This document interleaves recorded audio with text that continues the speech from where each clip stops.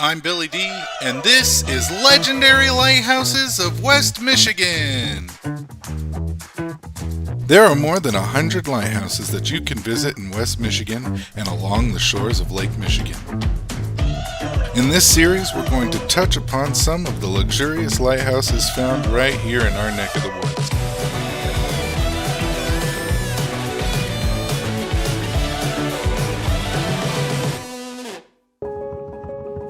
A lighthouse is a structure that's built on rock near the sea, used in ship navigation. And West Michigan is jam-packed with luxurious lighthouses. In this first episode, we explore the one and only White River Light Station. White River Light Station here was built in 1875. In fact, the very first keeper of the light station, Captain William Robinson, was one of those that helped in its construction. The cities of Whitehall and Montague are located on opposite sides of the river at the head of White Lake and were first settled by Europeans.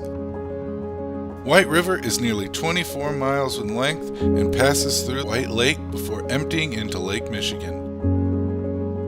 The White River Light Station was built in 1875 with the help from first keeper of the light station, Captain William Robinson. The task took about 3 months. The fourth order Fresnel lens was installed and lit for the first time in the spring of 1876. When it was lit, it could be seen 14 miles out on Lake Michigan. Took them about 3 months to build it. They started it in September and finished it up in December of that year. In the spring of 1876, initially it started off with lard oil to light it, switching over to kerosene. And then in 1918, it was electrified and it had an incandescent bulb installed. After many years of petitioning from Captain William Robinson for an exterior oil storage building, an outdoor oil house was built. In 1888, a telephone was installed, and it was one of the first locations in the area to receive one. In 1911, plumbers would arrive to install indoor plumbing. In 1918, the light would be electrified, with the remainder of the building being electrified in 1924. The light station is no longer an active aid to navigation. It was decommissioned.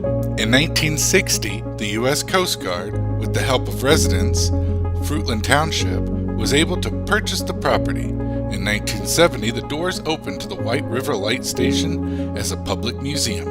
In 2012, Fruitland Township partnered with the Ludington-based Sauble Point Lighthouse Keepers Association to be the caretakers of the light station and its great artifacts. The White River Light Station and Museum is open for tours from about the end of May until the end of October.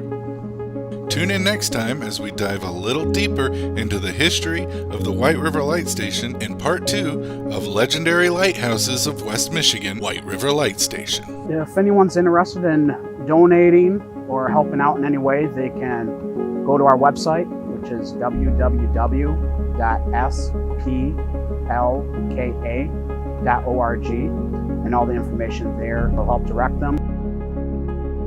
I'm Billy D from CatchMark Technologies, and thanks for tuning in.